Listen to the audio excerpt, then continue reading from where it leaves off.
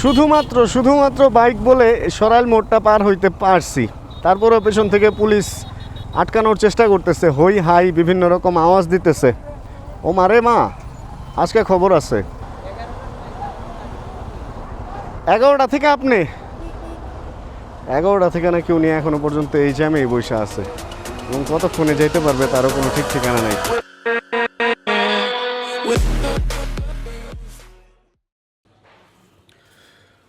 মূলত ঢাকা রওনা হওয়ার কথা ছিল গতকাল সকালে, কিন্তু ঘুম থেকে ওঠার পর থেকে এমন বৃষ্টি দেখছি যে কোনোভাবেই বের হওয়ার মতো সুযোগ ছিল না।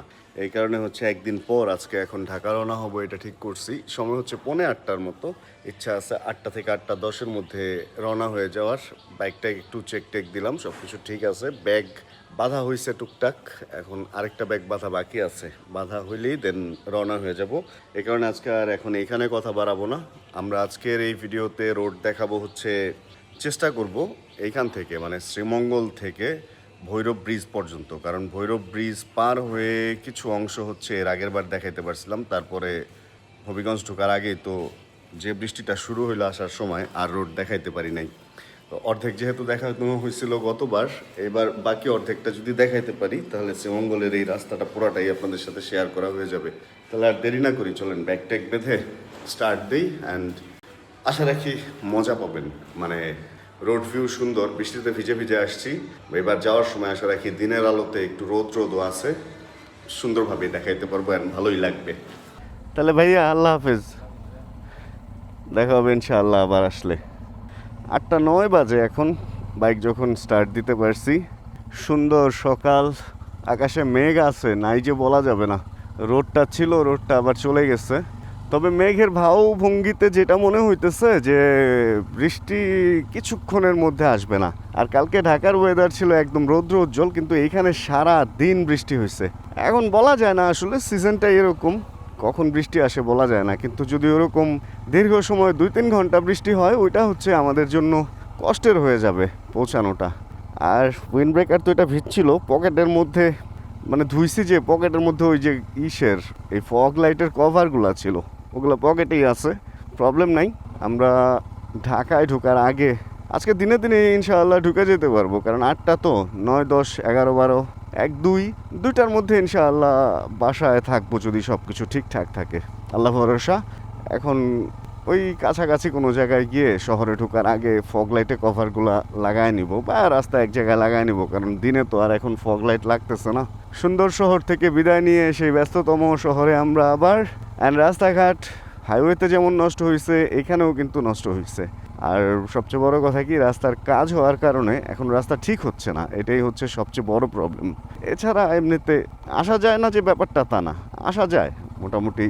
বাইক নিয়ে তো আসা যায়, গাড়িতে 4 চাক্কা হওয়ার কারণে ওই ভাঙ্গাচূড়া বা যে গর্তগুলো আছে ওইগুলা ক্রস করা হয়তো একটু টাফ লাগবে, কিন্তু বাইকে ওইটা হয় না। বাইকে দিনের বেলা যদি আসেন, খুব সুন্দরভাবেই কাটটাট মেরে আপনি ভাঙ্গা টাঙ্গা দিয়ে চলে আসতে পারবেন। কিন্তু গাড়িতে একটু ঝামেলা, গাড়িতে আসলে 4 চাকা হওয়ার কারণে ওই কাঠগুলো মারা যায় না। আর রাতে আসলে তো আরও ঝামেলা, অন্ধকারে আপনি হয়তো ভিজিবিলিটি দূরে পাবেন না, এমন সময় গর্ত দেখবেন যে তখন কাঠ মারাও কষ্টের হয়ে যাবে। যাই হোক, আসলে শ্রীমঙ্গলে একটা জিনিস দেখলাম যে সকালে খাবার পাওয়াটা একটু টাফ। ব্রেকফাস্ট শহরে তো পাওয়া যাবে ইনশাআল্লাহ, কিন্তু এই ট্যুরিজম বা ট্যুরিস্ট এরিয়াগুলোতে সকালে খাবার পাওয়াটা একটু টাফ।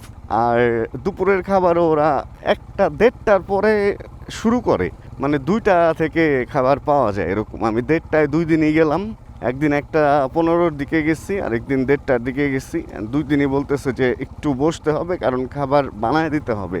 কিন্তু 2টা 3টার পর থেকে একদম বিকাল 4টা 5টা পর্যন্ত আবার খাবার রান্না করা থাকে। রাত 11টার আগ পর্যন্ত খাবার পাবেন, 11টা থেকে রেস্টুরেন্টে খাবার আবার শেষ হয়ে যায়।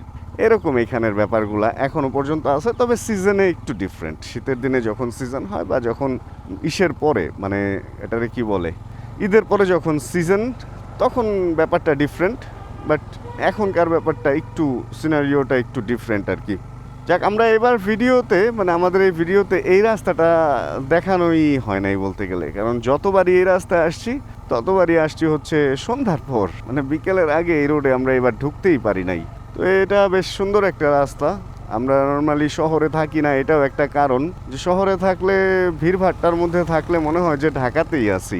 এই কারণে এই সাইডটাতে থাকলে শহর থেকে রেগুলার এখানে আসা লাগে, আবার ফেরত যাওয়া লাগে। এই সুন্দর রাস্তাটা হচ্ছে আমাদের চোখে পড়ে রেগুলার, এটা ভাল লাগে।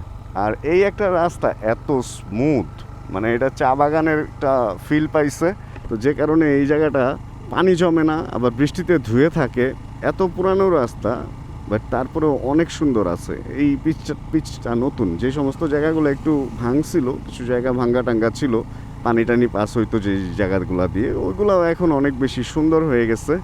নাইস, মানে এই জায়গাটা আসলে অনেক বেশি সুন্দর, আমার কাছে সুপার লাগে। এক পাশে চা বাগান, এক পাশে রাবার বাগান।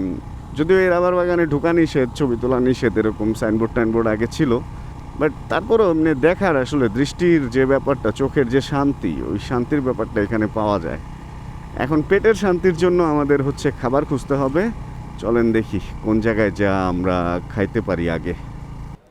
8:19 হচ্ছে ছোট একটা ব্রেক দিছি পানসি রেস্টুরেন্টে, এখানে এই ব্রেকফাস্টটা সারবো। আর কোনো কিছু এখনো পর্যন্ত ওইভাবে খুলে নাই, এখান থেকে খেয়ে দেন রওনা হয়ে যাব। মিটার করে দিছি 0, কারণ একটা হিসাব রাখতে হবে।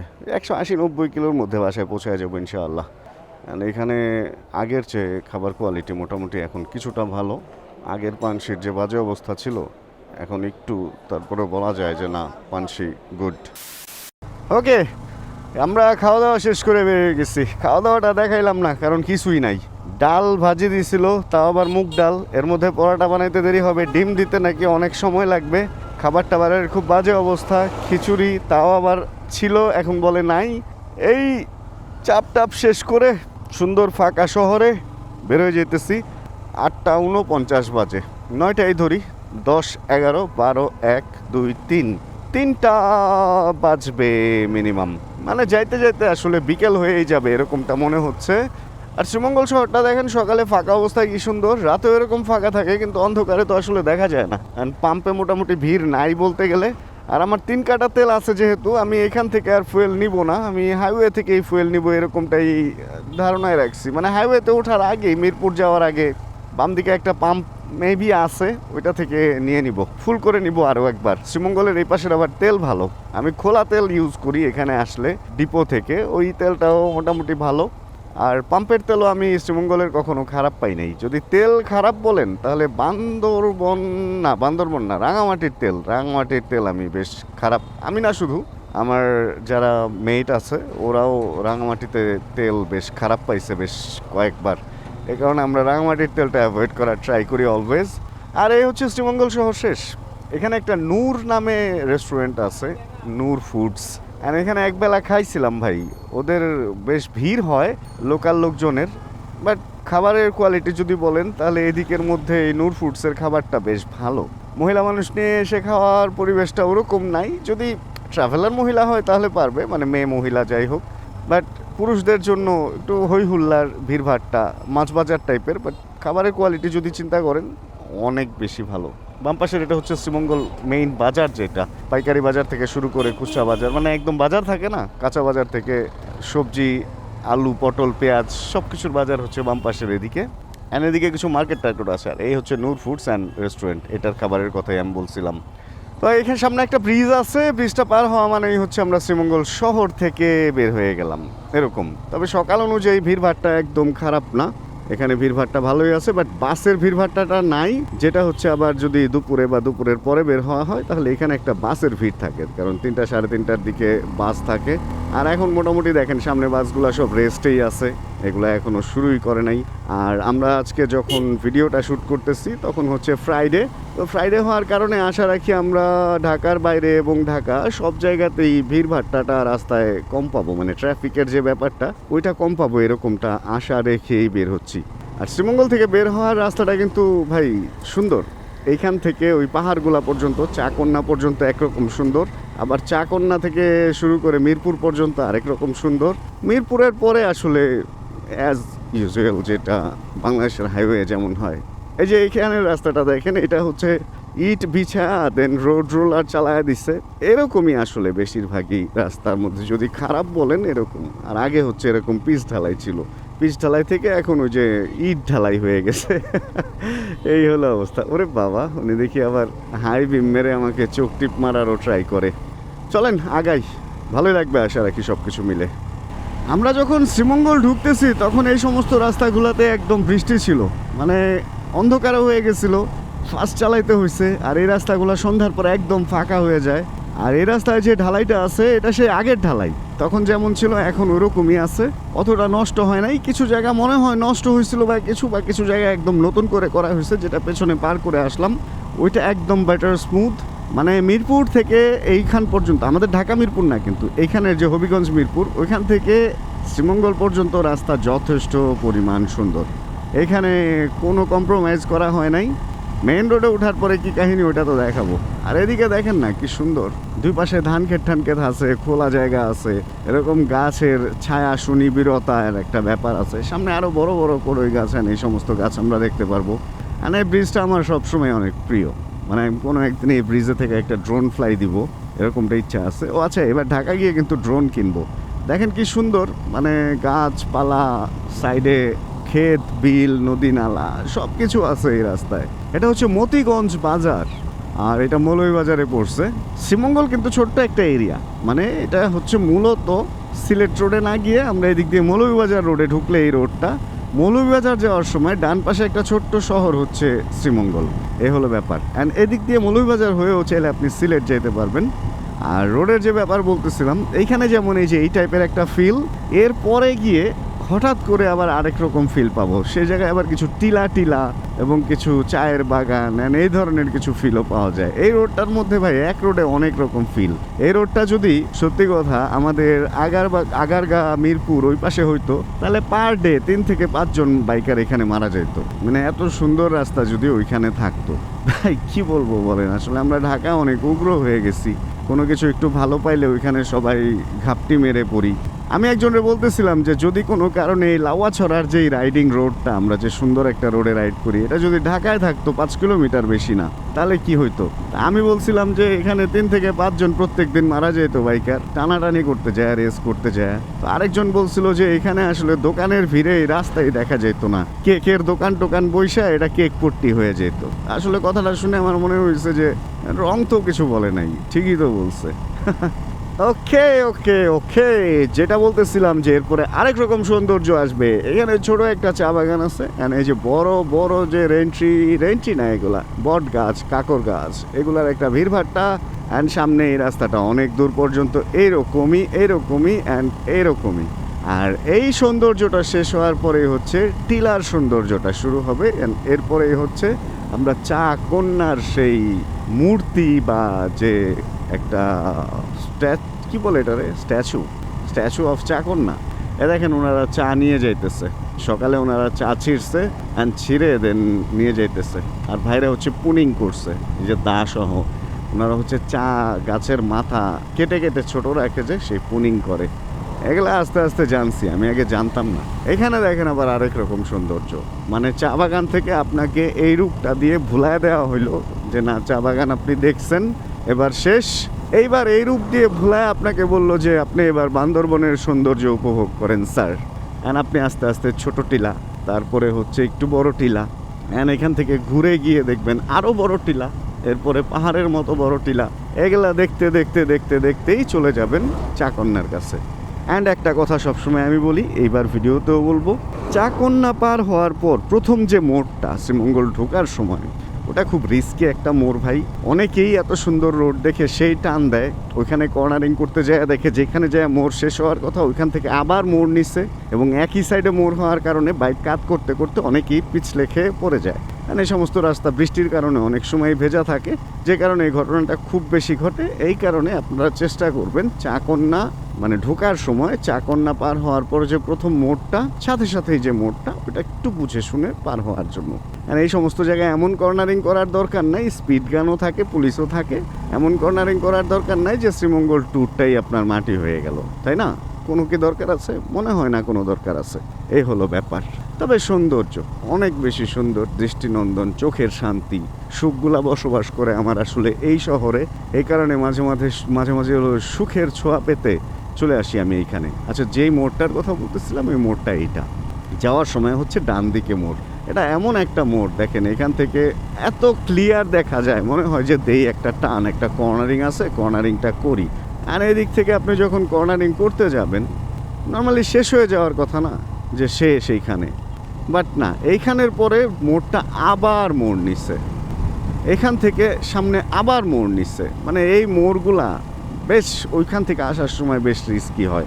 আমরা তো স্লো ছিলাম, বুঝি নাই, বাট হ্যাভি রিস্কি। এই সেই চা কন্যা সামনে আমাদের। চা বাগানটা পার হওয়া মাত্র আবার আরেক রকম ব্যাপার, এখানে কিছু টিলাও আছে কিন্তু চা বাগান নাই।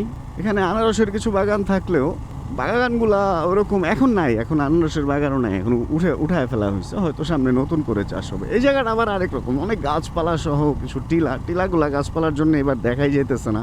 আর বৃষ্টির কারণে গাছপালার পাতাটা তো একদম পরিষ্কার সুন্দর হয়ে আছে, এ কারণে কিছুই দেখা যাইতেছে না, একদম সবুজ আর সবুজ অ্যান্ড ক্লিয়ার সবুজ, একদম ক্লিন সবুজ।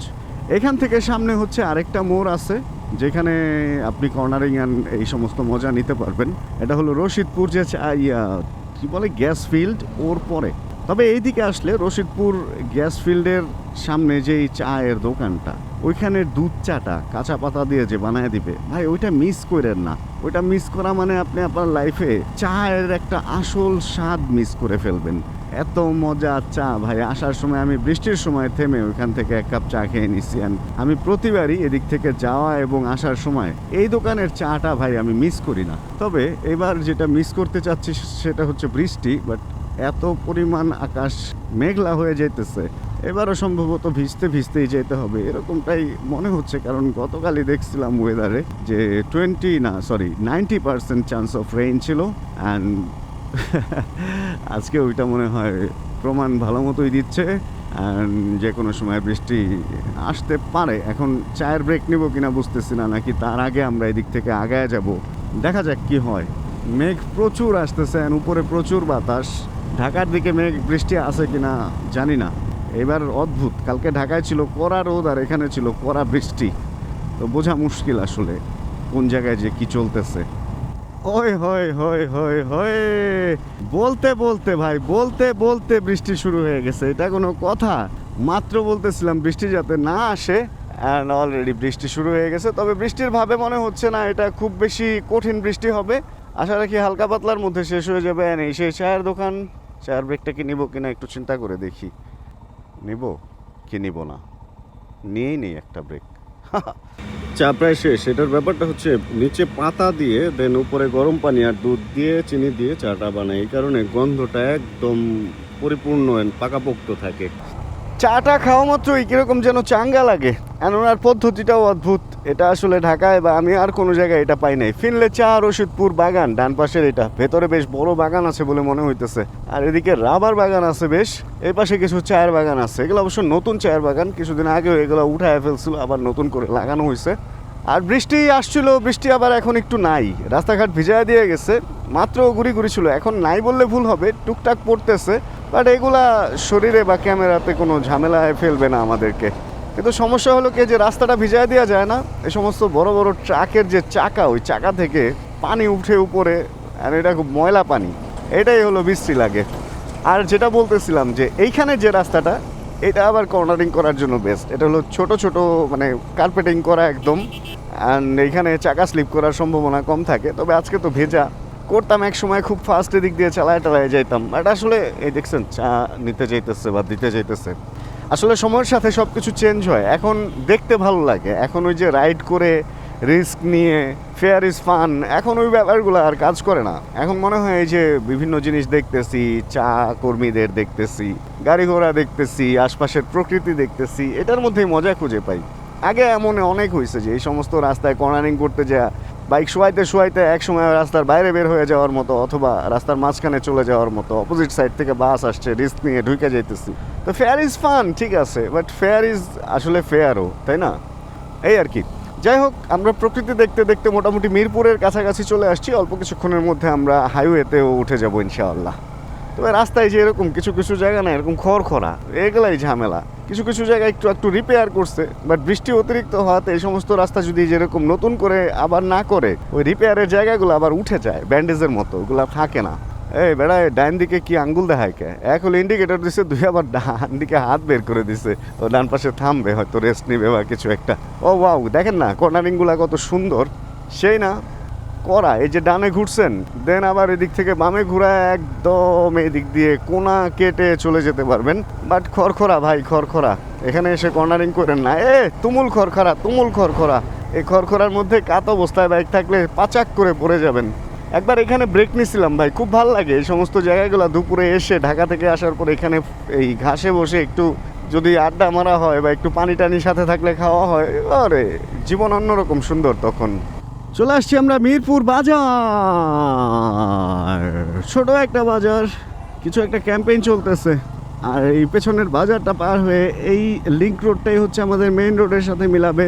মেইন রোডটা ওই পাশে, এদিকে সিলেট, এদিকে ঢাকা। আর আমরা ঢাকা রোডে উঠবো, সিলেট যাব না, কারণ আমি সিলেট খুব একটা যাই না, কেন যেন আসলে পরিচিত কেউ নাই বা কিছু, এই কারণে হয়তো সিলেট আমার। এই ট্রাক ধরতেছে মামা একলাই দাঁড়ায় গেছে ট্রাক ধরার জন্য, সাথে কোনো কনস্টেবল বা কেউ নাই। সার্জেন্ট এখানে ট্রাক কেন একা একা ধরতেছে? সকাল বাজে এখন 9:34, 9:30 সময়। আচ্ছা চলেন আপনাদের সাথে শেয়ার করি এবার সিলেট হাইওয়ে, ঢাকা সিলেট হাইওয়ের অবস্থা হচ্ছে এরকম। দেখতে মনে হবে যে অনেক সুন্দর স্মুথ, বাট যখন এখানে চালাবেন মোটামুটি 60 পর্যন্ত আপনার কনফিডেন্ট থাকবে। তার উপরে গেলে ঘিরঘির ঘিরঘির ঘিরঘির ঘিরঘির ঘিরঘির ঘিরঘির, তারপরে আরো ঘিরঘির ঘিরঘির ঘিরঘির, স্পিড বাড়বে, ঘিরঘির বাড়বে, স্পিড বাড়বে, ঘিরঘির বাড়বে। এই ঘিরঘির ঘিরঘির অবস্থা থেকে যদি কখনো আপনাকে ব্রেক করতে হয়, তাহলে ফাঁসফাস ফাঁসফাস ফাঁসফাস করে স্লিপ করে চলে যাবেন। আগে একটা সময় এই রোড থেকে আমরা ওভারটেক করার জন্য নিচের এই রোডটা ইউজ করতাম, বাট নিচের রোডের অবস্থা এখন ঘিরঘির ঘিরঘির ঘিরঘির এই অবস্থা হয়ে গেছে। যাই হোক, সময় অনুযায়ী মোটামুটি এই রোডে ভিড়ভাড়টা কমই আছে মনে হচ্ছে। বেশিরভাগ বাস ট্রাক সব হচ্ছে এদিক থেকে ওদিকেই যাচ্ছে, এরকমটা খানিক এক্সপিরিয়েন্সে এটা বলতেছি। অ্যান্ড সামনের ওই অটো, এটা অটো না, ওটা কি মিনি ট্রাক, ওটা কি শুরু করছে ডানে বায়ে ডানে বায়ে। এই রোডে তো আবার গুড়ি গুড়ি বৃষ্টি হইতেছে, তবে আকাশে প্রচুর মেঘ। এই মেঘলা ভাবটা থাকলে খুব ভালো হইতো, এই মেঘলা মেঘলা আমরা চলে যেতে পারতাম। কিন্তু কোনো কারণে যদি বৃষ্টি বেশি হয় তাহলে আসলে একটু ফাপড় হয়ে যাবে। ভিজতে আসলে কার ভাল লাগে বলেন? ভিজতে কারোই ভাল লাগে না। যাক দেখি, যদি বৃষ্টি এসেই পড়ে কোনো একটা পাম্পে ঢুকে ফুয়েলও নিব অ্যান্ড বৃষ্টি বিলাসও করে নিব। তবে ভাল লাগতেছে না বৃষ্টিতে ভিজতে। অ্যান্ড রোডটা এমন যে স্পিডও তুলতে পারতেছি না। এই রোড আমি ভাই 3 ঘন্টায় ঢাকা পৌঁছে যাবো, এই রোড যদি ভালো থাকে শুধু যে রাস্তা। কিন্তু ভাই এখন যে অবস্থা, এখানে 3 ঘন্টা কি, এখন 6 ঘন্টায় যে ঢাকা যেতে পারবো কিনা এটা নিয়েও মোটামুটি সন্দেহে থাকা লাগে আমাদের। তবে এই হলো রাস্তার অবস্থা। এদিকে রাস্তা এরকমই, এরকম ঘির ঘির ঘির ঘির ঘির ঘির, আর মাঝে মধ্যে আবার একটু টিউমার টিউমার টিউমার, আবার speed breaker speed breaker speed breaker, আবার একটু গর্ত গর্ত গর্ত, আবার কিছু জায়গায় একটু লেন লেন লেন লেন ডেবে গেছে বা দাগ দাগ হয়ে গেছে, বাইক মনে হয় যে ধাক্কায় আরেক দিকে নিয়ে যায়, এরকম কিছু ব্যাপার স্যাপার এই রোডের মধ্যে আছে আর কি। বাট দুই পাশের সৌন্দর্য যদি বলেন, সেটা A+, A1, একের ক। সব দিক থেকে রোডের ভিউ অনেক সুন্দর। আস্তে আস্তে চালাইলে যদি দুই পাশ দেখতে দেখতে যান, তাহলে আমার মনে হয় রোডটা খারাপ না, ভালোই লাগবে। আর সামনের ওই মিনি ট্রাক এটা কি শুরু করছে ভাই, ডানে বায়ে ডানে বায়ে। ওর সাথে কিছুক্ষণ চালাইলে বুঝতে পারতেন যে ও যে কতটুকু রেকলেস ড্রাইভিং করতেছে। পুরা বাজে, পুরা বাজে।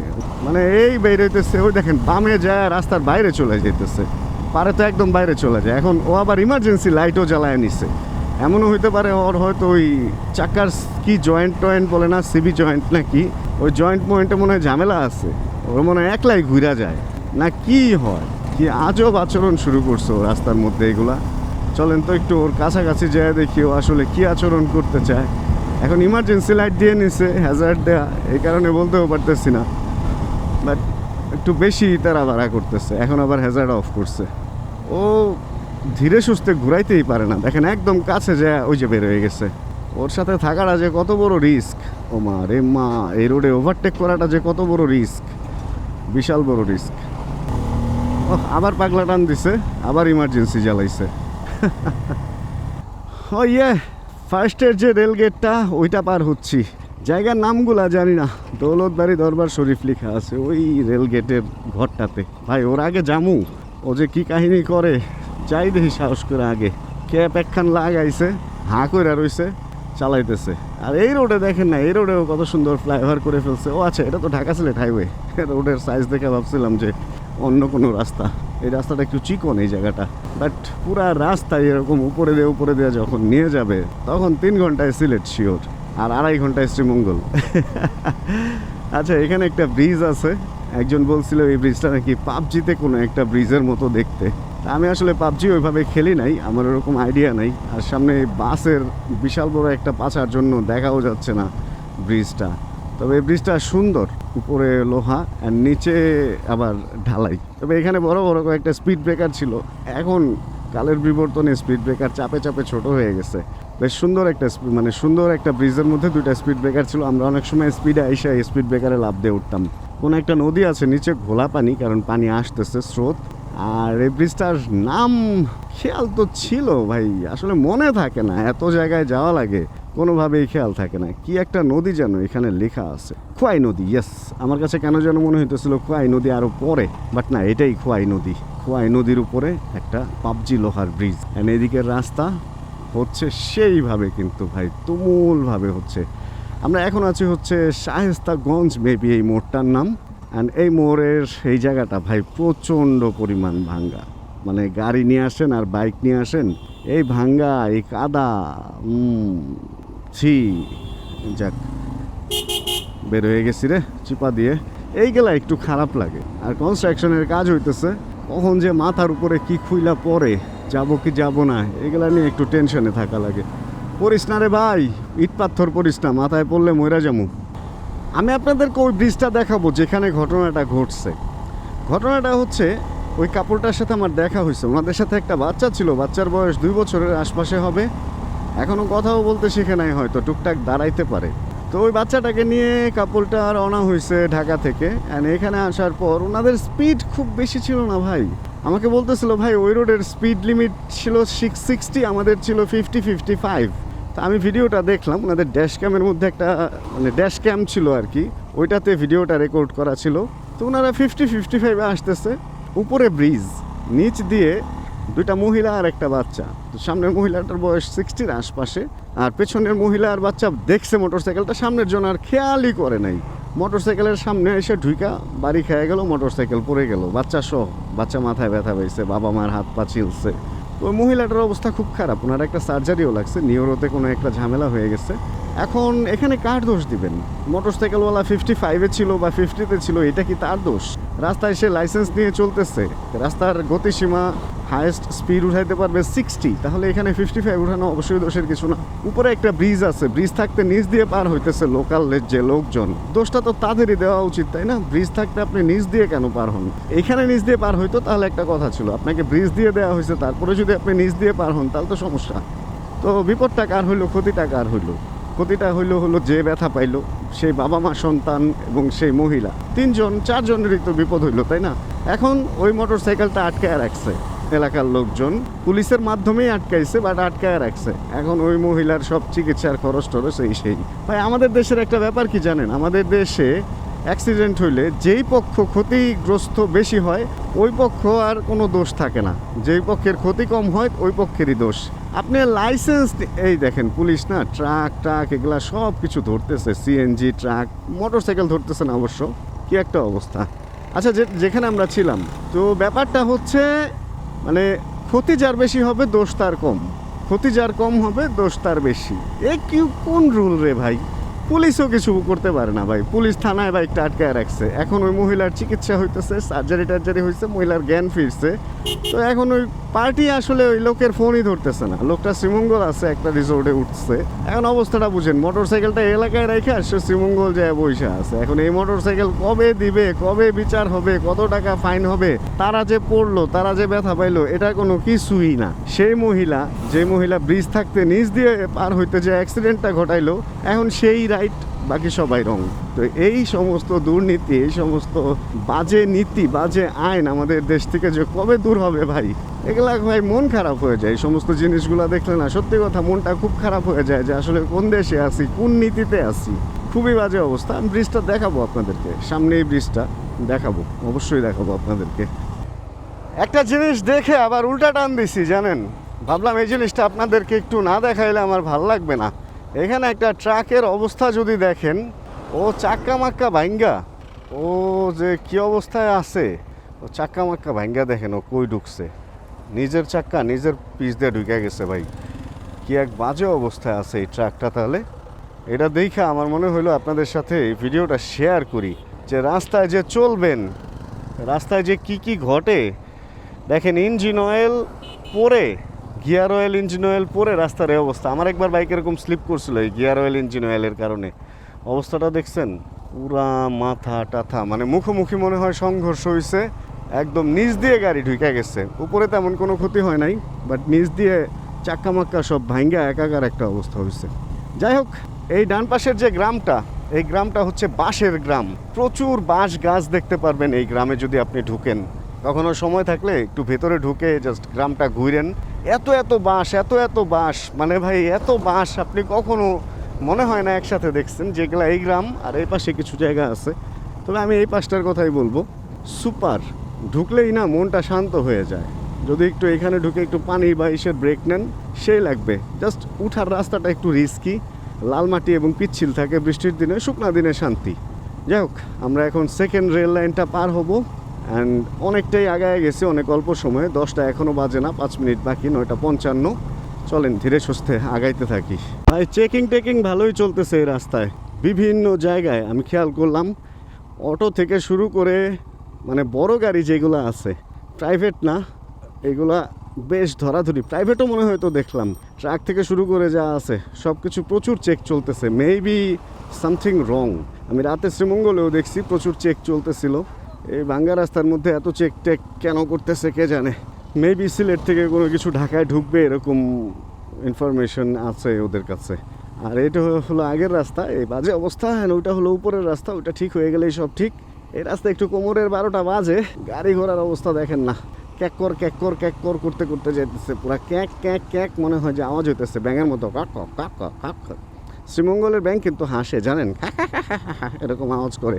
যাই হোক, এই হলো রাস্তার অবস্থা। কিছু কিছু জায়গা, মানে খুব বেশি না, অল্প অল্প জায়গায় এরকম আছে, বাকি জায়গা আবার ঠিকঠাক আছে। আর এই সেকেন্ড রেল লাইন পার হইলাম তো, এরপরে সামনের রাস্তা মোটামুটি খারাপ ছিল না। বৃষ্টিতে আসছিলাম, বাট চালানো গেছে। অন্ধকারের মধ্যে 60-র আশপাশে চালাইতে পারছি। তবে এই রোডের গতিসীমা 40-60 এরকমই, কিন্তু 80 না। মানে এই রোডের গতিসীমা যেটা দিছে ওই অনুযায়ী ঠিকই আছে, চালানো যায়। রাস্তার যখন কাজ হয় তখন এই যে ওদের আবার খেলার জায়গা হয়, বালু ফেলে, অ্যান্ড বালুর মধ্যে এরকম ফুটবল খেলার এই দৃশ্যটা ভাই সারা দিনই চলতে থাকে। আজকে মেঘলা হওয়ার কারণে ওরা দিনের বেলাও খেলতেছে, নর্মালি বিকেলে খেলে। সে লাগে ভাই, এই রোডের কাজ হওয়া রাস্তাগুলো দিয়ে যখন আমরা যাই, সব জায়গায় সারা বাংলাদেশেই দেখি যে ফুটবল খেলা বা এই ধরনের একটা আয়োজন এখানে সব সময় থাকে। এই ব্যাপারটা এনজয় করি, ভাল লাগে। মানুষকে খেলতে দেখলে, আনন্দ দেখলে আমার খুবই ভালো লাগে। তবে একটা কথা আমি বলবো, যেই কথাটা হচ্ছে, শ্রীমঙ্গল বা সিলেট যাওয়ার রাস্তাটা যতটুকু খারাপ, ফেরার রাস্তাটা ওর চেয়ে একটু বেশি খারাপ। এইটা শুধু এই রাস্তার জন্য না, এটা সব জায়গায়। চিটাগং রোডও আপনি যাওয়ার সময় যতটুকু ভালো পাবেন, আসার সময় দেখবেন স্মুথনেস নাই। কারণ ওভারলোডেড ট্রাকগুলা হচ্ছে চিটাগং থেকে, ওদিক থেকে মালপত্র মানে লোহা নিয়ে আসে ঢাকায়, রড। অ্যান্ড এদিকেও পাথরের একটা ব্যাপার আছে, বা বালু পাথর কিছু একটা আছে। এদিক থেকে ওভারলোডেড ট্রাকগুলো হচ্ছে এদিকে ঢুকে, শহরের দিকে ঢুকে, ঢাকার দিকে ঢুকে। অ্যান্ড ওদিক থেকে ফেরার সময় একটু লাইট ওয়েটগুলো ঢুকে, যে কারণে ওই পাশের রোডটা একটু ভালো থাকে। বাট এই ঢাকার দিকে যাওয়ার রোডটা ভাই প্রচুর খড়খড়া, মানে প্রচুর খড়খড়া। অ্যান্ড এই যে স্মুথ দেখতেছেন, হঠাৎ দেখবেন একটা গট, এই জিনিসগুলাই রিস্ক। এছাড়া ঠিক আছে, দিনের বেলা তো মোটামুটি দেখে এ ভাই, এটা আগেরটা দেখেন, প্লাস্টার করতে করতে করতে করতে রোড আর রোড নেই, আসল রোড আর দেখা যায় না, হয়ে গেছে দাবরা খাবরা, ওই যে ওই অবস্থা হয়ে গেছে। যাই হোক, এর মাঝে আমাদের ফিরতে তো হবে। আসতে পারবেন ভাই, আসতে পারবেন, বাট স্লো চালাইতে হবে। 40-র নিচে চালাইলে সবগুলা আপনি অ্যাবজর্ব করে চলে যেতে পারবেন, বাট বেশি ফাস্ট চালাইলে সমস্যা। কেন যেন মনে হচ্ছে যে সবচেয়ে সুন্দর রাস্তা মনে হয় এখন এতটুকুই আছে। এই রাস্তাটা পরবর্তীতে করা হয়েছিল, এনে অর্ধেক এটা, আর বাকি অর্ধেকের কাজ অনেক দিন যাবত হচ্ছে। এখানে মাঝে মধ্যে আমরা ব্রেকও নেই, অনেক বেশি খোলা জায়গাটা, একদম সমতল রাস্তা, একদম সমান। বাট এই যে আবার নষ্ট যদিও হয়ে গেছে, ওই জায়গাটুকু কেন যেন খুব ভালো লাগলো। মানে 80 পর্যন্ত আমার স্পিড উঠে গেছিলো, কিন্তু এত স্মুথ ছিল, সেই আগের ফিলটা পাইছি। একটা সময় শ্রীমঙ্গল রোড সুন্দর ছিল, যখন আমি 3 ঘন্টায় শ্রীমঙ্গল টু ঢাকা রিসোর্ট থেকে স্টার্ট দিয়ে 3 ঘন্টায় বাসায় গিয়ে থামছিলাম, 3.5 ঘন্টায়, 3 ঘন্টায় 300 ফিট ঢুকে গেছিলাম, মানে পূর্বাচলে। এই অবস্থা ছিল। যাই হোক, আমরা যে ব্রিজটার কথা বলছিলাম, এই ব্রিজটা হলো এই সামনের এই ব্রিজটা। এই ব্রিজের নিচেই ওই অ্যাক্সিডেন্টটা ওই দিন হয় ওনারা ঢাকা থেকে আসার টাইমে। একদম মানে বাজে অবস্থা করে দিছিল ভাই, টোটালি বাজে অবস্থা করে দিছিল। ওদিক থেকে আসার সময় ফ্যাশ করে আইসা একটা সিএনজি এখানে থেমেই থাকে, দেন সিএনজির সাথে বাড়িটা খাইছিল। এই সেই ব্রিজ, কেউ পার হয় না ভাই এই ব্রিজটা দিয়ে, কেউ পার হয় না। এটা যে কেন বানাইছে, এটা কেন বানাইছে আল্লাহ জানে। ওরা জাস্ট এদিক থেকে আসতেছিল, এদিক থেকে পার হইতেছিল, দেন সিএনজির সাথে বাড়ি। বাজে অবস্থা হয়েছে ভাই, খারাপ লাগছে আমার ভিডিওটা দেখে। এ এ এ এ আইরে সর্বনাশ, নিচে লাইগা যাওয়ার মতো অবস্থা। বড় বড় ট্রাকের চিপায় বাম দিক দিয়ে যাইতেছি, কারণ ডান দিক দিয়ে গেলে প্রচুর প্রচুর প্রচুর ধুলা। ওই যে ওই পাশে ভাই দেখছেন অবস্থা, ওই পাশ দিয়ে গেলে পুরো রঙিন হয়ে যেতে হবে। বাতাস এই পাশে, তো এই জন্য বাম দিক দিয়ে চেপে চেপে যেতেছি। কিন্তু এই মামা তো আমারে পুরা চাপায় দিছে। বীর পাশা পার হলাম, বীর পাশা। এই জায়গার অবস্থা এরকম, এই জায়গার পুরা রোডটাই নাই হয়ে গেছে। বিশাল ব্রিজ হইতেছে এখানে। আর এই রাস্তাটা, এই ব্রিজগুলো তো নতুন মনে হইতেছে। আগের ব্রিজ টিজ, আগের রাস্তা মনে হয় আমা গো সর্বনাশ। যাওয়ার সময় এগুলাতে আসলে বৃষ্টি ছিল তো সাই সাই করে চলে গেছি ভয়ে। এখন ফেরার টাইমে বুঝতেছি আসলে যাওয়ার রাস্তাটা অতটাও সহজ ছিল না, কারণ প্রচুর বালুর স্তূপ এখানে করে রাখছে। এখান থেকে বালু নিয়ে নিয়েই রাস্তার কাজ হইতেছে।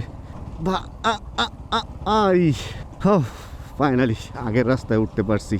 ও ভাই, ওই ভাঙ্গাচূড়া থেকে এই রাস্তায় উঠলে এই রাস্তার এই মনে হয় যে অমৃত। বাজে অবস্থা কিছু কিছু জায়গায়, খুবই বাজে অবস্থা। গাড়ি নিয়ে আসলে গাড়ির তলামোলা খুলে যাবো ভাই। প্রচণ্ড রোদের তাপে ঘড়ির টাইমও দেখা যাইতেছে না। কটা বাজে 10:35 বাজে। আমরা বীরপাশা পার হয়ে 3-4 কিলোর সামনে অলরেডি চলে আসছি। আকাশ মোটামুটি ক্লিয়ার, বাট ঝামেলা যেটা হয়েছে। কই আইলেন ভাই, এটা কি করলেন ভাই? আপনি কই আহেন চাচা? এটা কি করলো হে এন্দাজে? আমার মনে হয় যে মাঝখানে ফেলা দিতে চাইছিল। আচ্ছা যাই হোক, যেটা বলতেছিলাম, এখানে আসার পর যেটা বুঝলাম সেটা হলো যে আমার ফুয়েল মোটামুটি শেষের দিকে, 2 কাটাতে আছে। লো ফুয়েল লেখা অলরেডি উঠে গেছে মিটারে। একটু পরে ইমার্জেন্সি লাইট জ্বলাও শুরু হবে। এই কারণে আমাকে এখন ফুয়েল নিয়ে নিতে হবে। আর 1000 খানেক টাকার ফুয়েল নিব।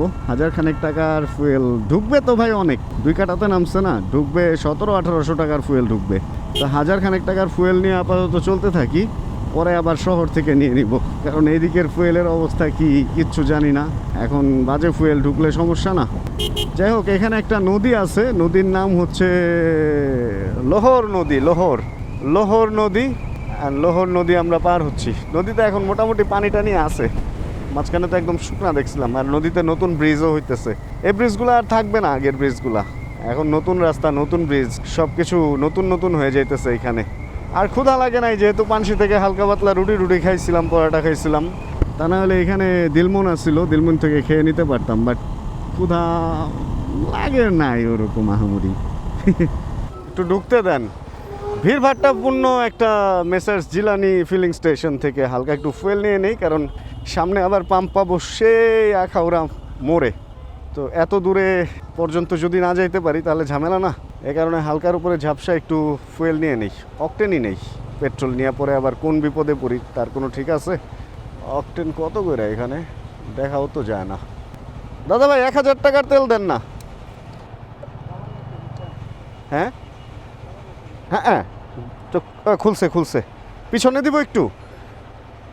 ও, আপনার ঢোকার জায়গায় বন্ধ করে দিছি। ভাবছিলাম ব্রেক নিব না, কিন্তু রোদ টুকটাক আছে, মেঘলা রোদ মিলানো, একটু টায়ার্ডও লাগতেছে। এই কারণে পাম্পে তেল নেওয়ার পর আবার একটু ব্যাক করছি। ব্যাক করে দিলমনে আসছি, এসে বসছি। অনেকক্ষণ রেস্ট নিলাম, কতক্ষণ হবে, 30 মিনিটের উপরে।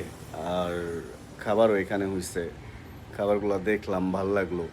এখন একটু খাওয়া দাওয়া করে একবার রওনা হব, কারণ প্রায় 12টার কাছাকাছি বাজে। দেখা গেছে যাইতে এখান থেকে আরও 3 ঘন্টা মিনিমাম লাগবে, বিকেল হয়ে যাবে। এই জন্য খাওয়া দাওয়াটা করে রওনা হইলে আর কোনো প্যারা থাকবে না, আর ব্রেক না নিলেও চলবে, আস্তে আস্তে চলে যাওয়া যাবে। একটু খাবার দেখাই ভাই। এখানে আছে হচ্ছে কক, মানে মোরগ আর কি, এটা ব্রয়লার মোরগ ভাজি। এখানে 5 মিশালি মাছ, অনেক রকম মাছ মিশায়া এটা করছে। আর এটা হলো বাইম মাছ। এই খাবারগুলো এখন হয়েছে। হ্যাঁ, আরও আছে। হাঁস ছিলতেছে, হাঁস একটু পরে রান্না হবে। এটা কি রান্তেছেন? ও, মাছের ভর্তা তো হয়ে গেছে মনে হয়। বেগুন ভাজিটা সময় লাগবে, মাছের ভর্তা খাইতে পারুন। এইখানে আসলে দিলমনে যদি আসেন এটাই হলো মজা, আপনি এখানে কিচেনে একদম রান্না দেখে খাবার দেখে তারপরে খেতে পারবেন। আর যে টাইমটা রান্না টান্না হয় ওই টাইমটা আপনি চাইলে এভাবে পেছনে বের হয়ে পেছনে এই ধরনের সৌন্দর্য দেখতে পারবেন। সুন্দর বিল, বিকেল টাইমটা আসলে বেশি ভালো লাগে, আকাশ লাল হয়ে যায়, সূর্যটা এদিকে ডুবে, বিকেল টাইমটা অনেক সুন্দর। অ্যান্ড গাছপালা মিলে একটা ফিলটা ডিফারেন্ট। এখানে সামনে পার্ক করার জায়গা আছে, শুধু পার্ক করার জায়গা না, আপনি যখন পার্ক করবেন যদি রোদ বা বৃষ্টি থাকে, আমি তো পার্ক করছি ওইখানে, যদি রোদ বা বৃষ্টি থাকে এখানে ছাউনি আছে, ছাউনির নিচে গাড়ি বা বাইক রাখতে পারবেন, তাহলে এটা ভালো থাকবে। দিলমনের পার্কিং লেখাই আছে এখানে। আর এই তো, তাহলে একটু ওয়েট করি, খাবারটা হোক, খাওয়া দাওয়া করি, দেন আবার রওনা হই। এই জায়গা থেকে একটা জিনিস দেখলে মনে হয় অনেক দূরে আছি, যে আখাউড়া স্থলবন্দর এলাকাটা দেখলে মনে হয় যে অনেক দূরে চলে আসছি। আর আজকে রাস্তা মোটামুটি ফাঁকা, ফ্রাইডে তো, তবে ওই সাইডটা শ্রীমঙ্গলের সাইডটা অনেক মেঘলা, সম্ভবত ওইদিকে আজকেও বৃষ্টি আছে। বাট ঢাকার দিকে কোনো বৃষ্টি নাই, হয়তো বা রাস্তায় আমরা আর কোনো জায়গায় বৃষ্টি পাবো না এরকমটা ধারণা করতেছি। আর এখানে হাঁস চিনতেছে 4টা, এগুলো রান্না হবে। আর ও দেখতেছে যে কিছু পাওয়া যায় কিনা। কাক আছে, কিন্তু অনেক কাক আছে, পেয়ারা গাছে অনেক পেয়ারা ধরছে। এই কি খবর রে, কত্তড়ি আসছে, কত্তড়ি। এতদিন যে খাবার দেখেছিলাম কিচেনে, সেই খাবার আজ আমার চোখের সামনে। এই সেই মোরগ, এই সেই ভর্তা, এই সেই ছোট মাছ, এই সেই বাইম মাছ, সব কিছুই দিচ্ছে। ব্যাপারটা হলো সব যে খাইতে হবে তা না, সবই দিয়ে দেয় এখানে আসলে, ভাইরা পরিচিত। বেগুন খাই না, বেগুন না, বেগুন খাওয়া ওই দিন পা চুলকাইছে রাতে, যে কারণে বেগুন খাবো না। এখান থেকে যা যা পারি খাবো। মাঝে মধ্যে মনে হয় খাবার নিয়ে যাই, কিন্তু আসলে অনেক দূর, এখানের খাবার একটু স্পেশাল টেস্টি। আমি জানি না আসলে ট্রাভেলের কারণে টেস্টি লাগে কিনা, বাট এখানে যতদিনই বসছি একটু ডিফারেন্ট একটা টেস্ট পাওয়া যায়, মানে কীরকম যেন মনে হয় যে ট্যুরেই বেরোইছি, ওই টেস্টটা পাওয়া যায়। তাহলে খায় রওনা হই। রোদ বাইরে। আসলে একটা ব্যাপার কি জানেন, রিজিক কার কোন জায়গায় আছে এটা বলা যায় না, আগে থেকে আমরা কেউই বলতে পারি না কে কোন জায়গায় খাবো। সময় হলো 12টা 18, আর আমরা এখান থেকে ফুয়েল নিচ্ছি, যে বাম পাশের এই পাম্পটা থেকে, Jilani messrs Jilani filling station থেকে নিয়ে দেন হচ্ছে আবার উল্টায় ঘুরে খাওয়া দাওয়া করলাম, অ্যান্ড দেন আবার হচ্ছে ঢাকার দিকে রওনা হয়েছি। আবহাওয়াটা বেশ মেঘলা, তবে মেঘটা হচ্ছে এখান থেকে পেছন দিকে, এই পাশটা বৃষ্টি মেঘ, এই ব্যাপারটা একটু কমই মনে হচ্ছে। আশা রাখি আমাদের বৃষ্টি ধরতে পারবে না, এরকমটাই মনে হয়েছে। এই তো, আর ওই ঢাকনাগুলা কিন্তু লাগাই নিছি অরকার। এই ঢাকনাগুলা কাজের জিনিস, কারণ তা নাহলে কেস টেস খাওয়ার সম্ভাবনা, ঢাকায় যেহেতু দিনে থাকতেই ঢুকবো, দিন থাকতে ঢুকবো, কেস খাওয়ার সম্ভাবনা অনেক বেশি। আর এদিকে থেকে আস্তে আস্তে রাস্তার সামনে মোটামুটি ভালোই, একটু খারাপ আছে সরাইল থেকে ব্রাহ্মণবাড়িয়ার ওই মোড় পর্যন্ত, তারপর আবার একটু খারাপ আছে হচ্ছে ভৈরব ব্রিজের আগ পর্যন্ত। এগুলো তো আসার সময় দেখাইছিলাম, এই পর্যন্ত ভালোই দেখাইতে পারছিলাম আসার সময় ভিডিও। এই তো চলেন আগাই। ওরে ভাই করল্লা এটা কি টান দিছে। আমরা শাহবাজপুর ব্রিজের খুব কাছাকাছি চলে আসছি। বাম পাশে বেশ সুন্দর প্রাকৃতিক পরিবেশ, পানি মাত্র আসা শুরু হয়েছে। আর এইখানের যে রাস্তাটা, এটার যেটা হয়েছে রোদের কারণে পাথর ভেদ করে পিচগুলা উপরে চলে আসছে, শুকনা আছে সেফ, কিন্তু বৃষ্টিতে এই সমস্ত রাস্তায় স্লিপ করে চাকা। তবে এই রাস্তাটা সম্ভবত আগের, মোটামুটি স্মুথ, 70+ স্পিডে এখানে আমি চালাইতে পারতেছি। সামনে একটু ভিড়ভাট্টা দেখা যাচ্ছে ব্রিজের আগে। এদিকে ডান পাশে লোকালয়, বাম পাশে হচ্ছে ফাঁকা একদম বিল। বেশি স্পিডেও চালানো যাচ্ছে না, কারণ লোকালয় যেহেতু আছে, কুকুর বিড়ালের একটা ব্যাপার তো থাকবেই। যদিও যে কুত্তামরা গরম পড়ছে, এর মধ্যে আসলে কুকুর বিড়াল রাস্তায় বের হবে না, এই পিচের মধ্যে গরমের মধ্যে আসবে না।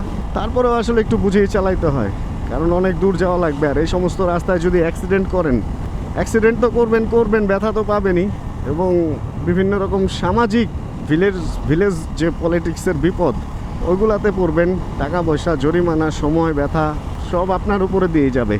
ঢাকার বাইরে এই একটা ঝামেলা, আর গ্রুপ ছাড়া বেরোলে তো আরও ঝামেলা। গ্রুপ নিয়ে বেরোলে ধরুন যে একটা কথাবার্তা বইলা জিনিসটা শেষ করা যায়, কিন্তু যখনই সলো বা 1-2 বেরোবেন, তখন আপনাকে বিপদে ফেলার জন্য পুরা সবাই পেছনে লেগে যাবে, এরকমটাই হয়। যাক, আমরা আসলে এর পরের যে প্লেসগুলা, ওইগুলার ভিডিও যখন এদিকে আসতেছিলাম তখনই দেখাইছি, এই জন্য মনে হয় না আর ভিডিও বড় করার দরকার আছে। এটা আমরা আস্তে ধীরে ভিডিও থেকে বিদায় নিয়ে নিব। আর 2 হচ্ছে যদি রাস্তায় এমন কিছু পড়ে যেটা ভিডিওতে অ্যাড করার মতো, তাহলে ভিডিও লাস্টে অ্যাড করে দিব। তাহলে আজকের ভিডিও এটা এতটুকুই। যদি এই ভিডিওতে কোনো কিছু ভালো লাগে ছোটো করে একটা লাইক দিয়ে দেন। চ্যানেলে যদি নতুন হন প্লিজ সাবস্ক্রাইব করে হয়ে যান। আমাদের ফ্যামিলি মেম্বার জানাবেন কে কোন জায়গা থেকে ভিডিও দেখছেন।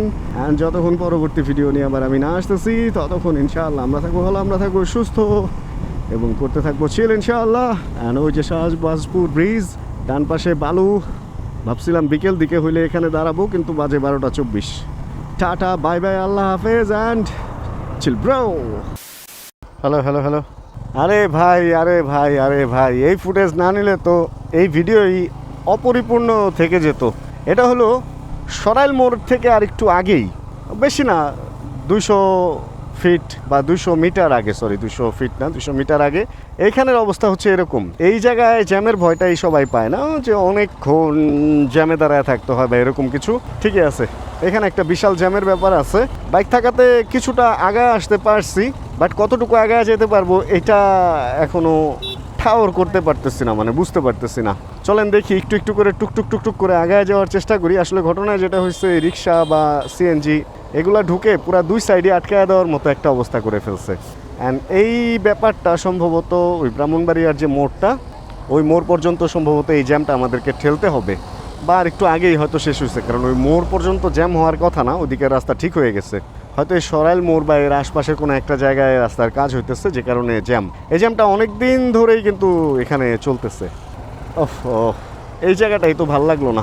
আর সব কিছু ভালো চলতেছিল, আচ্ছা চল রাহা থা, বাট এখানে এসে কট খা গেয়া। যাক, ওই পাশের রাস্তা খুলছে, এতক্ষণ একদম বন্ধ ছিল, বাট এখন দেখা যাইতেছে খুলছে। শুধুমাত্র বাইক বলে সরাইল মোড়টা পার হইতে পারছি। তারপরেও পেছন থেকে পুলিশ আটকানোর চেষ্টা করতেছে, হই হাই বিভিন্ন রকম আওয়াজ দিতেছে। ও মারে মা, আজকে খবর আছে। এই ট্রাকটা তো বিপদে ফেলে দিল, তা নাহলে তো বের হয়ে গেছিলাম। ছোট যানবাহন আছে, আর আমরা বের হয়ে যাচ্ছি। এই গাড়িটাও বের হইতে চাইতেছে। ভাই গাড়ি বের হইলে কেমনে কি? আমরা ছোট্ট বাইক, আমরা ফুসফাস করে এদিক দিয়ে চলে যাবো। ওই যে রিক্সা তো অপোজিট ডিরেকশন, ওই পাশ দিয়ে রওনা হয়ে গেছে, রং সাইড দিয়া।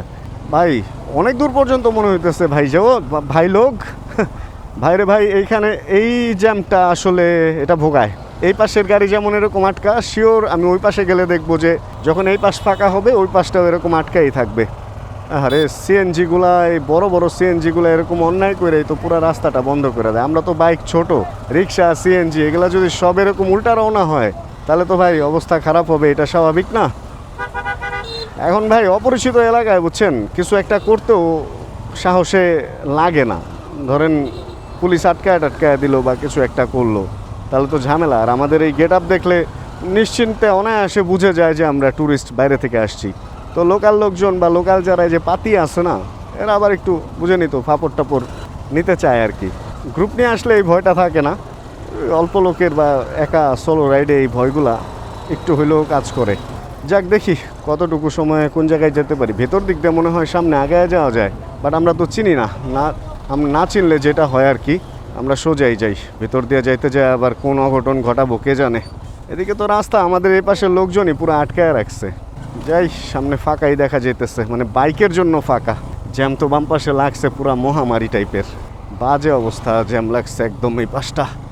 কতখানি যে এই ঘটনা আল্লাহ খোদা ভালো জানে। ধুলা, ভাই নিনজা মাস্ক পরাতে কিছুটা রক্ষা পাইতেছি, কিন্তু ধুলারে চোখ টোক গায়েব হয়ে যাইতেছে। ভাইজর উঠায় চালাইছিলাম, অবস্থা খারাপ হয়ে গেছে। ভাই মোড় পর্যন্ত মোটামুটি চলে আসছি, আর অল্প একটু। মোড়টা পার হইলে হয়তো বা, মানে ধারণা করতেছি শান্তি, হয়তো বা পেছন দিয়ে ভিতরে দিয়ে যাওয়ার ট্রাই করি, দেখি ভিতরে দিয়ে যাওয়া যায়। দাঁড়ান, খালি ওরাই যাইব, আমগো আর যাবার দিব না। ভাই রে ভাই, এত পাহাড় পর্বত সব আছে এখানে। বাবা রে বাবা, এ কোন ফাপড়ে পড়লাম। জাম দেবো এদিক দিয়া? জাম তো দেওয়াই লাগবো, কিছু করার নাই। তুমুল অবস্থা, তুমুল। চলেন জাম দেই। রানা দাও জাম্প। ইয়েস রানা। আরে ভাই রানা, তুমি পড়ে যেও না। জাম্প দাও, কিন্তু পড়ে যেও না। এই বিশ্ব রোডের মেইন যে রাস্তাটা, গোল চত্বর আগে যেটা ছিল, এটা টোটালি অফ। এই রাস্তাটা একদম এই একটা রোডের উপরে পুরা তিন দিকের যে 6টা সড়কের ফুল চাপটা এই একটা রোডের উপরে পড়ছে, মানে এক রোডের উপরে পড়াতে এই রোডের অবস্থা হয়েছে এই, মানে ওই মোড় বাদ হয়ে এদিকে একটা নতুন মোড়ের মতো তৈরি হয়েছে। অ্যান্ড ঝামেলাটা আসলে এইখানে হয়ে গেছে। এখন এই ঝামেলার মধ্যে আমরা পড়ে গেছি। বাট যখন আসলাম তখন কত সুন্দর সেফলি চলে আসলাম না, একদম ফাঁকা ছিল। এখন এই ভিড় ভাট্টার মধ্যে দিয়ে কোন দিক দিয়ে যে কই যাব, বা ঢুকলাম, চাপ দিয়েন না। ঢাকা কোন দিক, ব্রাহ্মণবাড়িয়া কোন দিক, ঢুকতেছি তো ব্রাহ্মণবাড়িয়ার দিকে, ঢাকার দিকে তো ঢোকার কোনো ওয়েই নাই। এই হলো মেন। 3 ঘন্টা 11টা থেকে আপনি 11টা থেকে নাকি উনি এখনো পর্যন্ত এই জ্যামেই বসে আছে, এবং কতক্ষণে যাইতে পারবে তারও কোনো ঠিক ঠিকানা নাই। বাইক হওয়াতে তো মোটামুটি 15-20 মিনিটের মধ্যে কিছুটা ছুটে যেতে পারছি। বাট যারা এই যে বড় গাড়ি নিয়ে আসছে এদের অবস্থা এখানে খারাপ। এই একটা জায়গায় ফাপড় দেখলাম, আর সারা রাস্তা আসলে ফাপড়ই। এইবার শ্রীমঙ্গল সিলেট ট্যুর কিছুটা ফাপড়ই বলা যায় এখন। ভাই জ্যাম্পার হয়ে কিছুটা বেরোইছি, কিন্তু মেইন কাহিনী হলো যে আমার পিছনে দেখেন বাস লোক উঠাইতেছে। এই জ্যামের মধ্যেও বড় বড় বাসগুলা এভাবে লোক উঠানোর কারণে পুরা রাস্তাটা ব্লক করে রাখছে। পেছনে 1 কিলোমিটারের উপরে জ্যাম, প্রায় 2 কিলোমিটার। আর ওই যে সাদা বাস, সে লোক উঠাইতেছে, ওর লোক উঠানোর ধান্দায় পুরা জ্যামটা লাইগা রয়েছে। কি যে একটা বাজে অবস্থা চলতেছে এখানে ভাই, যে না দেখছে সে বুঝবে না। ওরে সর্বনাশ, সামনের গাড়ি থেকে কি ছাড়তেছে এগুলা। আর ওই পাশের অবস্থা দেখেন ভাই, একদম বাজে অবস্থা, একদম বাজে অবস্থা। চাইছিলাম উপরে দিয়ে যাব, কিন্তু উপরে দিয়ে গেলে অবস্থা খারাপ, নিচ দিয়ে গেলে এই নুড়ি পাথর ধুলায় ভাই কিচ্ছু দেখা যাইতেছে না সামনে। ওরে ভাই, চাকা তো আবার পিছলায় টিছলায় যায়, কোন দিক যাবো কি খামু কিচ্ছু বুঝতেছি না। যাকে এই জায়গাটা ওদিক দিয়ে আসা যাওয়াটা একটু ইজি উপরে দিয়ে, এখন কিছু করার নেই, নিচ দিয়েই যাইতে হবে। কারণ উপরে উঠতে গেলে দেখা যাবো কোন সময় আবার রোড আটকায় দিছে। এদিক দিয়ে কি উঠা যাবো কি না, না থাক নিচ দিয়ে যাই, সবার যেটা হবে আমার ওইটাই হবে। উপরে দিয়ে যে কোনো সময় রাস্তা আটকায় যেতে পারে। তবে সামনে যায় দেখতেছি উপরে মোটামুটি একটু ফাঁকা হইছে মনে হয়, দেখি কি হয়। খুবই দুর্বিষহ একটা অবস্থা চলতেছে এখানে, ঠিক বুঝলাম না। আজকে শুক্রবার বলেই হয়তো এই অবস্থা। বৃহস্পতি শুক্র তো আসলে সবার একটু নিজের বাড়িতে নাড়ের টানে বাড়ি যায় না সবাই, এজন্যই হয়তো এরকম ভিড় ভাট্টা। আর এমনিতে আমরা উইকডেতে আসছিলাম তখন তো ফাঁকাই দেখছিলাম। যাক, এখন আমরা মেইন রোডে উঠে যাইতেছি অবশেষে। উঠ উঠ উঠ ভাই উঠ, শান্তি শান্তি শান্তি, কিছুটা হলেও এবার শান্তি। রে, যারা এটার ভিতরে ঢুকতে পারছে ওই সামনে দিয়া, তারা বেশ শান্তিতে যেতে পারছে, কিচ্ছু করার নাই। মোটামুটি আমিও শান্তির জায়গায় আসছি বলে মনে হচ্ছে। বাট এই রোডে এসে মনে হয় ভুলই করলাম, সামনে আবার আটকায় গেছে। এই কোন দিকে ছায়া থাকে, এদিকের গাড়ি এদিকের পুরা রাস্তা আটকায় দিছে, এদিকের গাড়ি আবার এদিকেও চলে গেছে। এখন তো মনে হইতেছে যারা নিজ দিক দিয়ে গেছে তারাই মনে হয় বুদ্ধিমানের মতো কাজ করছে। এদিক দিয়ে এসে তো মনে হয় কট খাইলাম, হালকার উপরে ঝাপসা কট অবশ্য খায়া গেছি। আর একটু সামনে দিয়ে যদি ওটাই উঠতাম, এই কটটা আমার খাইতে হইতো না। পুরা গলতি সে গলতি কর দিয়া, গলতি সে গলতি কর দিয়া मैंने, এখন এখান থেকে বাঁচবো কেমনে, দেখি কি হয় কি হয়, দেখি কি হয় কি হয়, চিপা চাপা মেরে আটকে গেছি। এমন এক জায়গায় আটকাইছি আমার যেটা মনে হইতেছে বেশ বড় সময়ের জন্য মনে হয় কটটা খাইলাম, অনেক বড় সময়ের জন্য মনে হয় কটটা খেয়ে গেলাম। শিট, কত সুন্দর ফাঁকা রাস্তা ছিল, একটা কাটা যদি পাইতাম খালি। ইস, এদিক দিয়ে আসলাম কেন, এখন তো এদিকে উল্টা যাইতেও পারব না। দেখ ফাপড় হয়ে গেল পুরা দমে। অনেকটা আগাইছি, এখন জ্যাম ছুটানোর দায়িত্বটা আমার নেওয়া লাগবে। এই সামনের গাড়ি ইশারা দিতে পারবে না, সামনে থেকে গাড়ি যাতে এই সাইডটা ফাঁকা রাখে এই কাজটা আমার করতে হবে। সবার আগে চলে যাই, অ্যান্ড এবার এই পাশের গাড়িগুলোকে জাস্ট এইভাবে সিগন্যাল দিতে হবে যে যাতে এই পাশ দিয়ে চাইপা চলে, কারণ আমার পিছে বিশাল গাড়ি বহর। ওরা জাস্ট এই মোড়টা পর্যন্ত যখন আসতে পারবে এখান দিয়ে পার হওয়া যায়। এই জায়গায় একটা পার হওয়ার জায়গা দেখছি, ইয়েস ইয়েস ইয়েস, হ্যাঁ এখান দিয়ে পারটা হয়ে গেলে তারপরে শান্তি, পেছনে একটু দেখবো অ্যান্ড দেন ওয়াও গ্রেট। চলো এবার, চলো বাংলাদেশ, চলো এগিয়ে, জিক্সার তুমি যাও এগিয়ে, আমি না হয় পেছন পেছন আসি তোমার। ওফ, এই জায়গায় আসলে যে ধানের মোমো গন্ধ, ইয়ে বেবি, সেই লাগে সেই, করা করা করা, ইয়ে। আরে ভাইজন নামাই নাই, তাই তো বলি এত বাতাস কেন লাগে আমার। এই ট্যুরে মনে হয় এই প্রথম 85+ আর 90+ সম্ভবত এই প্রথমই তুললাম ভাই। ভাইয়ের সাথে একসাথে চালায় চলে যাই, তালে তাল কাঁধে কাঁধ মিলিয়ে মনে পড়ে সুধাংশু সেই 1971। অবশেষে শান্তি শান্তি, অবশেষে আমরা ভৈরব ব্রিজে চলে আসছি। আর এইখানে যে লেনটা দিয়ে হচ্ছে বাইকের টোল লাগে না, ওই লেনটা এই পাশে মনে হয় বায়ে, আর ওই পাশ থেকে আসার সময় ডানে একদম মিডলে। এটা কোনটা দিয়ে টোল লাগে না আসলে? বাইকের রাস্তা কোনটা? বাইকের রাস্তা কি এইটা? হ্যাঁ এইটা, এই যে বাম পাশের এইটা, এটাতে টোল লাগে না। কিন্তু এমন কেন যেভাবে কাইটা মাইটা রাখছে, কি একটা বাজে অবস্থা। যাই হোক, আমরা ভৈরব ব্রিজে চলে আসছি, ইনশাআল্লাহ সেফলি ঢাকাও চলে যেতে পারবো। আর আমি আসলে এই ভিডিওটা শেষ করতে চেয়েছিলাম আরও আগে, কিন্তু ওইখানে পরে এই ঘটনাগুলা দেখার পর চিন্তা করলাম না, এই ঘটনাগুলো না নিলে আসলে হয় না। পরে এগুলা নিলাম, নিয়ে টিয়ে এখন মোটামুটি ভিডিও আমরা চাইলে শেষ করতে পারি আর কি। শান্তি। Check the mic and make sure it sound right, boys.